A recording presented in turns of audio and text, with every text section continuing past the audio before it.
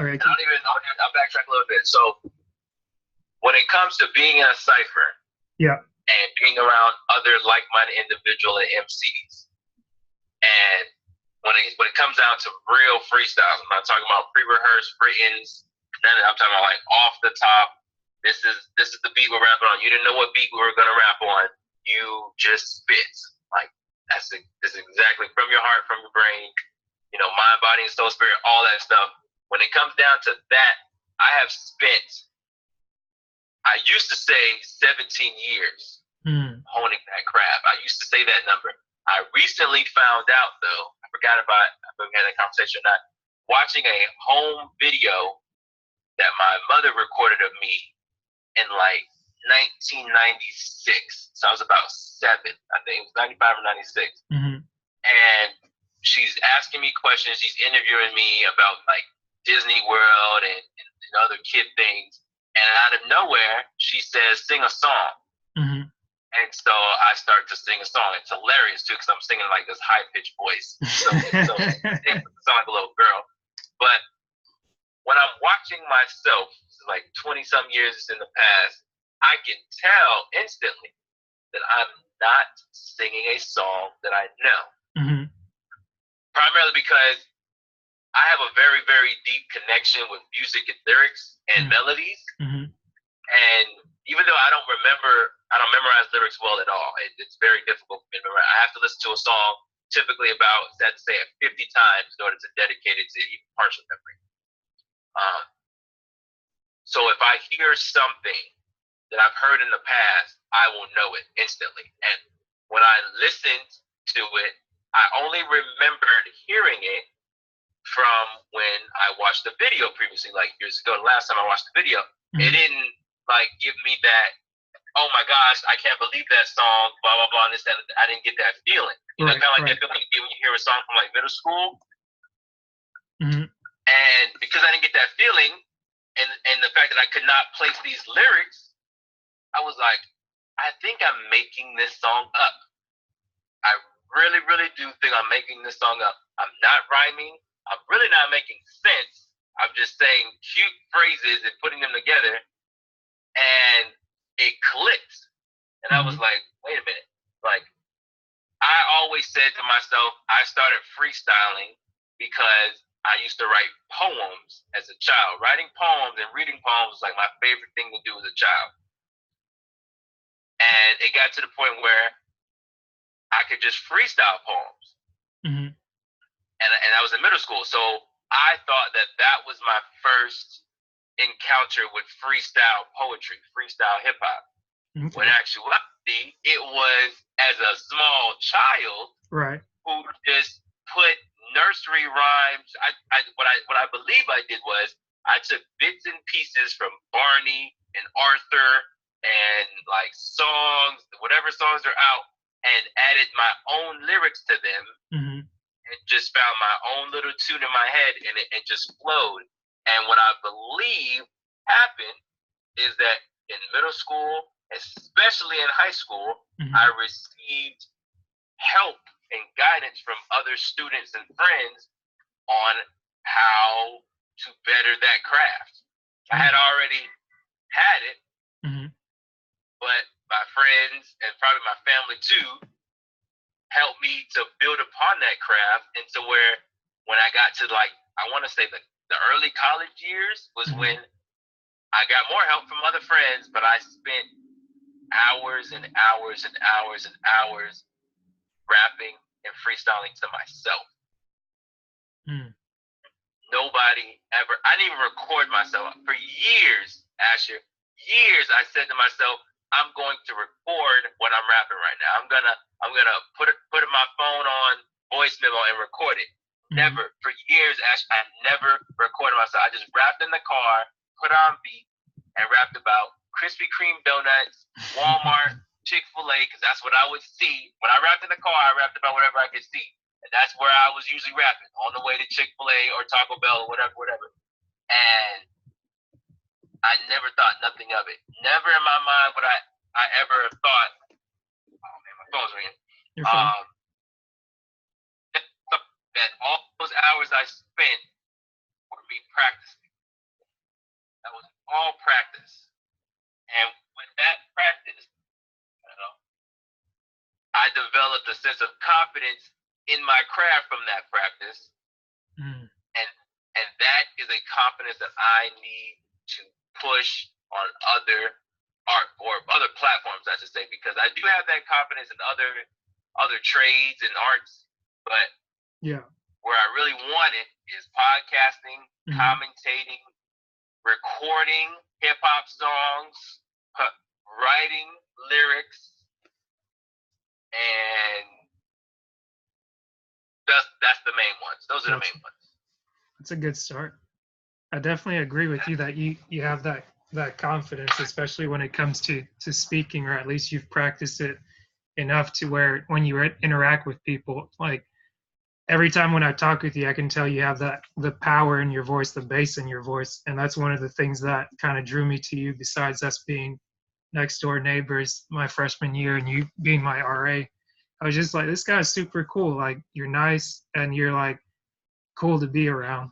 And it's like having that confidence there and still knowing that, like, as confident as you are in one thing, you still see yourself with room to grow in other areas. And you just reminded me of a podcast I was listening to, the Secret to Success podcast. And on there, they were talking about, I think it was CJ, he's one of the hosts, and he said that there's no such thing as a confident person, like an all around confident person. Usually what we see are just people who are very competent in one thing that they do. It's like they practice what they do so well that they appear to be so confident and like comfortable in their skin there. And I think the example that he gave was like, if you see Charles Barkley back in the day when he was playing basketball, you'd be like, man, that's a confident guy. And I guess same thing with Mike, where Michael Jordan, you see him playing basketball and you're like, okay, this guy, like, he can do anything. He can fly, he can play when he's sick. And then with Charles Barkley, it's like you put him out on the golf course, this is like, oh, no, you better go back to playing basketball. And then same thing with Michael. It's like as soon as he went to try and play baseball, they're like, oh, he's gonna change the world. It's like, nope, go back to basketball. And it's like even with him, it's like in trying to run a team, he hasn't had as much success as other players before that have been able to have like successful careers, maybe not as successful as his, but they've been able to coach championship teams versus being on winning championship teams. And that's cool that you say that, because it's like, it just kind of reminds me that, hey, like if I'm able to inspire you somehow, like it kind of builds me up a little bit, because earlier this year when you kind of reached out to me, I'd been isolating myself a little bit, and I tend to do that. I think this time it was worse than before, where it was like you isolate yourself to a point of I guess I did it, I guess, partially because of self-doubt in a way, and in thinking that, okay, if I isolate myself, I have too many things going on in my head that I'm having trouble processing. But at least if I remove myself from people, I won't be putting any burdens on them. But, and I guess this is another thing from the podcast, because they're talking about the DISC assessment and how the 4 different personalities of how people are kind of distributed throughout the world. Like each personality has its strength and weaknesses, and they talk about the S personality being the people that move a little bit slower, or they act in very supportive roles, and they're very concerned about people. But the thing with them is that since they're always concerned about people, they don't measure their efforts properly. Like they don't value what they do. And I can say that, like, for what I was doing for a while, it's just like you do so many things that are so repetitive, where it's almost like anybody could be doing this, but like nobody's willing to take the time and effort to do it because it's so tedious.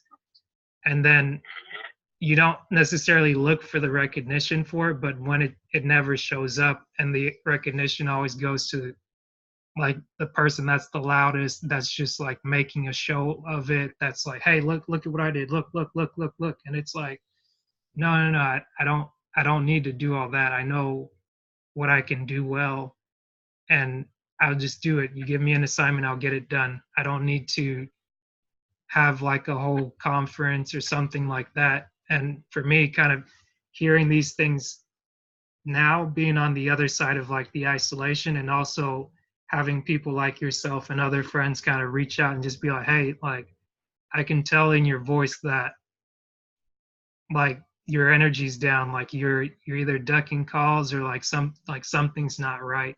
And kind of like becoming aware of that after the fact, but now like having it be more exposed to people, and then writing down a plan going forward, saying, okay, if I feel down during these times or every time that an issue comes up, instead of me just kind of looking down on myself and saying, oh, I can't do this or I can't do this like that person, it's like, okay, now I need to go and reach out to Ron or reach out to like a family member, say, hey, let me come and visit with you during the winter, to where I'm not over here by myself working this job that's already isolated, and then I feel that it's okay to just stay isolated in my room or in my town or wherever it is, and then somebody just calls and they're like, are you okay? Oh yeah, everything's fine. But then it's like you can't wait to hang up the phone or like run away from it or whatnot. But didn't mean to go on that long tangent. I just kind of thought to bring that up because it's just kind of relative to what you were saying, where when I see you or when I see other people that are that present themselves with a big personality or with a louder voice, like automatically I assume in my mind it's like, oh, that person's got it all together. Like they don't have any doubts, any worries, or anything like that. And then sometimes, like earlier in the year, when I heard people mention that, oh, like everybody has their problems, and I'm just like, well, crap, like if that person has a problem, like what the heck am I gonna do? Like I'm done for. But then like seeing the flip side of it and being like, okay, like everybody struggles, but so long as like we all have the capacity to deal with it, and we're better equipped to deal with our issues if we're willing to communicate among each other, regardless of how scary it is or how embarrassing it is. Because like as you saw with the first video, I just recorded it down in the basement, like one of the bottom rooms at my parents, and my mom kept encouraging me, like for the longest, it's like, hey, you've got a table, go set the table down there and work there, rather than like sitting in bed playing solitaire or being on YouTube. It's like that's not going to get you any healthier than what you want. And it's like, if you want to get well or if you want to get out of your situation, the way she says it is that you almost have to be violent with yourself, in a sense, to like not to harm yourself, but like you have to force yourself to do what your mind isn't conditioned to do, or you have to force yourself to like take action. Like because my mom's 64, I think, and for her to get up every day for the past 40 years or so and just get up every day and say, okay, I know I've got to go to work, and I need to do it not necessarily just to have my bills paid, but I can't stand to be stagnant. And whether it's like she was pregnant, having had 6 kids, like raising all those kids up, making sure that every time that even somebody comes to visit, she's always of the mindset of like, I got to make sure that you have something to take with you, even if it's like a piece of bread, a piece of cake, something like a piece of chicken,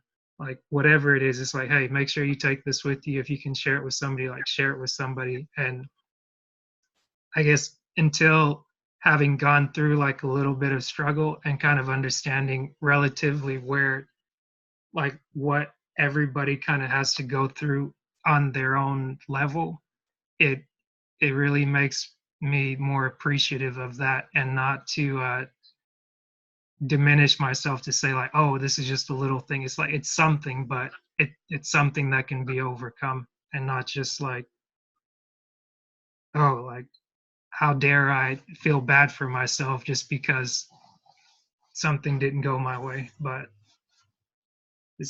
it's got to be addressed regardless if it's big or small. So I definitely appreciate your call, man. That's deep. I'm glad, man. I need to hear this. Yeah. Definitely send this back to me. I will. I guess this may have just turned into like a therapy session, mini. But hey, I mean that really even when I think of that or when I say it out loud, it's like, that is what's needed, because the first time I heard of like therapy, it just sounded super weird, where you go to somebody and you talk about your problems, which is like when you do that with a friend, it seems okay. But then when you go and you pay somebody that does that professionally, it seems weird at first, but it's like there's a reason why people have taken the time to study processes and ways that to help you manage like parts of your life, which, I mean, for a lot of people, it's like you can like try to strong arm it and say you're over something, but if you keep repeating the same thing, or you keep being reminded of the same thing that you've overcome day in and day out, and you kind of just repeat it over and over, it seems like although you may have gotten over it in a way, it's like sometimes when you hear somebody talk about something, it's just like it hasn't, like you can tell if somebody's completely dealt with something or dealt with it significantly, like the way they talk about whatever the issue is makes a difference. But I'll definitely send you this. Definitely. Yeah, we gotta do some more of these in the future. For sure. If your friends don't get it together, hey, we just jump on here maybe a Monday or whenever time during the week, and we'll record something just after work. Hey. I like it. But I love that. What was it? That clip that you had on there. At first, I thought it was you somehow doing that with some friends, and you guys just turned your voices up. I was like, what in the world? Oh, dude, real quick. Yeah. But you're the first person I think to ever comment on these audio clips, because they're YouTube videos. They're like when YouTube first started putting videos that were like 10 minutes or longer. Yeah. Initially YouTube didn't allow you to do that. Right. But when you first started, when they first had that, this guy, whatever his name, Josh Weinberg, put these videos up, and they're literally the first memory of IT comedy that I have as the person. Like I literally know all of them, especially the first one. Because the first one, I remember when that first one came out, there was not even a second one. That's how way back goes. That one, and I listened to it on repeat for like days. That's just something I can do with audio. Audio and video, I can just listen to the same thing over and over and over again. And when I tell you that, like, I have a emotional connection to that, that's the reason why I put it on too, was because once I rediscovered it, I wanted to be able to listen to it without my phone being on, because YouTube fills your battery like unless you fast. get the YouTube Red or whatnot. Say what? Unless you get like their premium thing that they set up. Oh yeah. I only pay for Spotify. Right. I'm a one streamer type of guy. Yeah. So even though my wife pays for like 7, which is weird, but yeah. So I ripped them from YouTube and commented on the guy. Like I liked and subscribed to him and was like, man, these are amazing. Thanks again for making these years ago. Of course, he didn't respond back. Yeah. But I ripped them, put them on. I thought they were gonna get pulled from SoundCloud, but they didn't. And so that's what I would use to help also keep me awake while I drove. Gotcha. I figured it would be like a good way to just be able to vent sometimes if you're like going through it, you're just like, oh man, these guys know what I'm going through. Yeah, exactly right. Because as soon as I was hearing it, I was like, I don't work in IT, but I have an idea. Like we have the same, like when you go through engineering school, you kind of have the same technical mind. And I've been around IT people when they come through and like look at either our computers or other people's computers while I'm around them. And like, I'm sure that just goes through their mind where somebody's like, oh, I can't log into this because of this. It's like, what are you doing over there? I think may have heard the second one where he's just like, I ran out of rows in Excel. It's like, how did you run out of rows in Excel? I don't know. I just did. I just did. Like, this isn't working. It's like, okay, hell, how about you do this? No. It's like you're not listening. You're just not listening. You're just trying to do whatever. And like the chipmunk voice is just. Just scroll down. Oh my god. I gotta listen to it. Thanks, man. I haven't listened to it. Actually, like the funny thing about that. Yeah. There's them on SoundCloud. I listened to them for like probably a couple months, and I haven't got back to those. So now I am, but I appreciate it. Gotcha. Yeah, I came across it because I guess when I tried to send you the thing with SoundCloud, you I think subscribed to my account, and then it came up as a pop-up on my phone, and then I was like, I clicked on it, and then I saw that it was you, and then I saw a few tracks, and I was like, oh, I wonder what this is, because it was like the I think it was like something IT versus the web developer, and I was like, oh, Ron's in that, so I was like, what was it? Web dude versus sales guy. Oh, that's right. And as soon as it just started, I was like, this is hilarious. This is too funny. That's my stuff right there, man.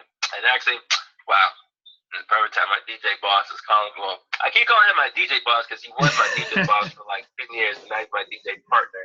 Yeah. But, yeah, he's calling me, and I gotta give him a call back. All right, cool.